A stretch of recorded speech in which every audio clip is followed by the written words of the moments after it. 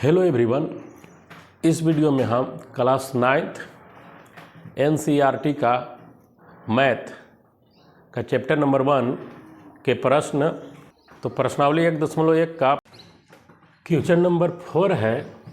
नीचे दिए गए कथन सत्य हैं या असत्य, कारण के साथ अपना उत्तर दीजिए। पहला प्रश्न कह रहा है कि प्रत्येक प्राकृत संख्या एक पूर्ण संख्या होती है। सत्य असत्य भी बताना है और इसका कारण भी देना है कि सत्य है तो क्यों सत्य है, असत्य है तो क्यों असत्य है। तो देखिए, इसको हल में लिखिएगा कि प्रत्येक प्राकृत संख्या एक पूर्ण संख्या है। तो प्राकृत संख्या एक से, गिनती की संख्या को प्राकृत संख्या कहते हैं। प्राकृत संख्या एक से स्टार्ट होता है, शुरू होता है, और पूर्ण संख्या 0 से स्टार्ट होता है। 0 1 2 3 4 5। प्राकृत संख्या 1 2 3 4 5 और पूर्ण संख्या 0 1 2 3 4 5। तो प्राकृत संख्या एक पूर्ण संख्या है, तो इसका उत्तर हो जाएगा सत्य, मतलब बात सही है। आपको लिखना है कारण, कारण देना है क्यों सत्य है। तो इसका कारण में लिखाएगा कि पूर्ण संख्याओं के संग्रह में, पूर्ण संख्याओं के संग्रह में यहाँ पर लिखाएगा क्योंकि पूर्ण संख्याओं के संग्रह में, पूर्ण संख्याओं के संग्रह में, पूर्ण संख्याओं के संग्रह में सभी प्राकृत संख्याएं, सभी प्राकृत संख्याएं, सभी प्राकृत संख्याएं आती हैं। जैसे 1 2 3 4 5 ... ये सब प्राकृत संख्या है। और जैसे यहाँ 0 को शामिल कर दीजिएगा तो ये सभी हो जाएगा पूर्ण संख्या। तो बताइए, प्राकृत संख्या पूर्ण संख्या में है कि नहीं है?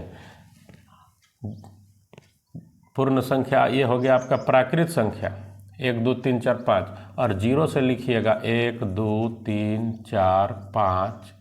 तो बताइए, प्राकृत संख्या जितना भी है, जितना भी प्राकृत संख्या है पूर्ण संख्याओं के संग्रह में आया कि नहीं आया? इसलिए प्राकृत संख्या पूर्ण संख्या के संग्रह में आते हैं। ठीक है।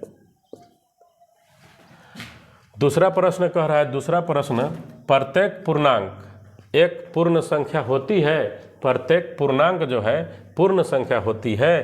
तो इस प्रश्न का उत्तर हो जाएगा असत्य। क्यों असत्य हो जाएगा? क्योंकि पूर्णांक में आपका प्राकृत संख्या, पूर्ण संख्या, ऋणात्मक संख्याएं सभी आती हैं। तो इसका उत्तर हो जाएगा असत्य, क्योंकि पूर्ण संख्या केवल 0 से शुरू है। पूर्ण संख्या 0 से शुरू है, माइनस वाला ऋणात्मक संख्या तो इसमें नहीं है। और पूर्णांक में ऋणात्मक संख्या भी आते हैं। तो कारण में एक भी उदाहरण दे सकते हैं। जैसे -2, -5, -1, ये सब दे सकते हैं कि पूर्णांक है। इन लोग पूर्णांक है, लेकिन प्राकृत संख्या नहीं है।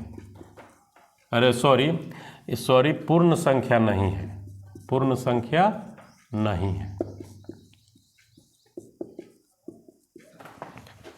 तीसरा प्रश्न है, चौथा का तीसरा प्रश्न है, प्रत्येक परिमेय संख्या एक पूर्ण संख्या होती है। तो इसका भी हल में लिखाएगा असत्य। क्या लिखाएगा? असत्य। तो कह रहा है कारण दो, ऐसे थोड़ी मानेंगे।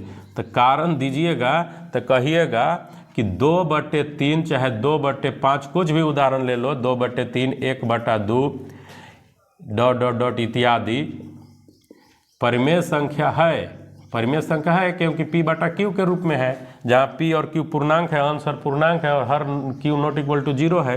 तो इत्यादि परिमेय संख्या है, लेकिन पूर्ण संख्या नहीं है। लेकिन पूर्ण संख्या नहीं है, क्योंकि पूर्ण संख्या तो 0 1 2 3 4 5 ... होता है, पूर्ण संख्या नहीं है। ये आपका हो जाएगा आंसर।